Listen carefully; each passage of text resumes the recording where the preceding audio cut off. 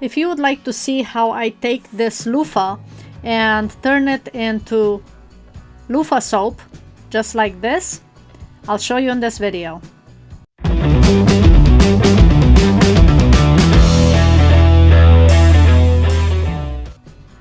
So this is a loofah. It grows as a plant, and if you shake it, you can hear the seeds inside. I grow the loofah plant in the garden, and it grows as a vine. So I just harvest the seeds out of it every year and then just plant them the following year. This is harvested once the pods are brown. They don't need to be completely dry, but you do want them to be brown. And then once you've harvested them, and then just wait for this to be dry. And then once the outer shell is dry, then we need to take the skin portion off. And you need something to start it off with. Scissors, knife, just something to get it going. And then you pour out the seeds. So if you get just the tip of it off, you can pour your seeds out. Some of them will be duds, so anything that's white is no good because that will not germinate. But all the black ones are good.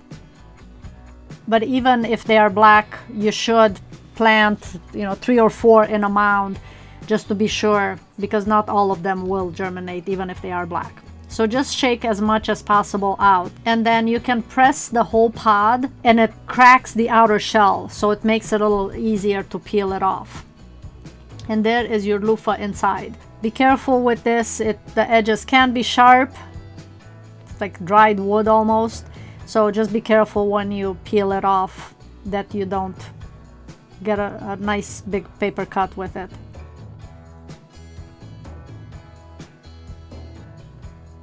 Additional seeds will fall out, but just continue peeling all of the outer part out. Now once you're done, this is what you end up with. You can shake some more of it out. The next step is to slice this into about 1-inch pieces so that we can make the soap. They will eventually go in these molds, so we want them to be the height of the mold. I don't want them to stick too far above the mold, so about 1 inch is sufficient for this size mold that I have. Using a serrated knife, I cut these into 1-inch width circles.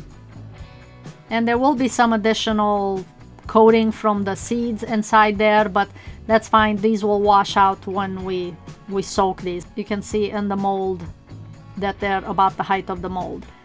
So I'm using my Cricut mat here to cut these and measure at the same time. So they're 1 inch. So you can see some of the seeds are still in there. They will fall out. And if not, we'll pick them out.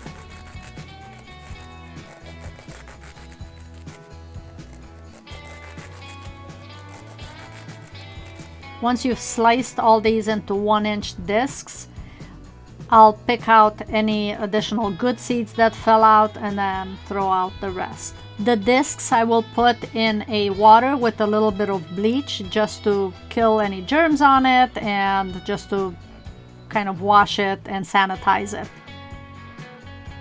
I've put these in the water with the bleach and then just set them on a paper towel to dry overnight. Now we set these into the mold, and just 1 per mold.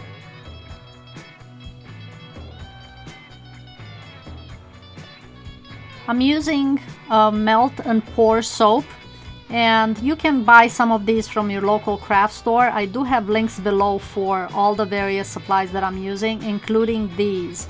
And this clear one is a honey soap, this one is a goat milk soap. So you can find all kinds of different soaps available in the craft stores or online. So the link that I have below is for a supply place for soap making. The clear one will be a little better for this project because you can see the loofah. If it's solid, obviously you'll still get the benefits of using a loofah with the exfoliating benefits of it, but you're not going to be able to see it as well as through a clear soap.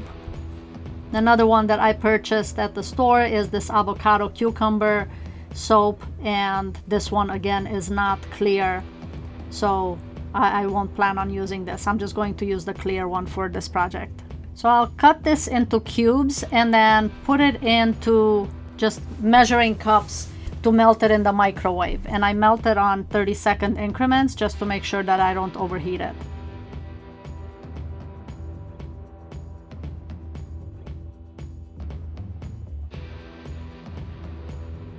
So I'll put these into the measuring cups and then just take them over to the microwave and melt them. Now that it's melted, we need to add color, if you choose to add color.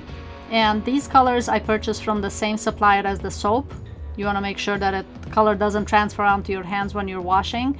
So I do have colors from their soap dyes. And then with this, I'm going to add, for fragrance, Young Living essential oils. These are really quality oils. So I'll do one as lavender, and I'll color this just slightly purplish. So I'm going to use the blue and the red in the melted soap. So this looks a little green because the base was yellow, but once I add a little more blue and then the red will change the tint to it. And then I'll add the essential oil, and I'm fairly generous with this because I want to make sure that I'll be able to smell the lavender on the soap once the soap sets. So I add quite a few drops to the melted soap. So now we have the loofah in our molds, and I will do 3 of them with the lavender, and then the other 3 I will do as with the fragrance of thieves on it. And then take the melted soap and pour it over the loofah. For the second one, I am using thieves for the fragrance on this. For the thieves one, I will add just a little bit more color because I want to make it more of an orange color, not just the yellow, the natural color. So I did add a couple of drops of red to it. So there's the orange color. And then again, generous with the thieves essential oil. Once you've poured the melted soap in all of the cavities, then we just need to let it set. Before we do that, I do like to spray the top of the soap with a little bit of alcohol. And that helps so that if there are any bubbles, then those will get kind of broken up. So I do give a couple of squirts of alcohol right on top of the soap before I let it set. Once you've let the mold set, then we can just unmold these. And just peel the silicone mold back. And there is your soap. So you've got the loofah on one side, and as I mentioned, it does float a little bit to the top, so the bottom, the loofah is not exposed.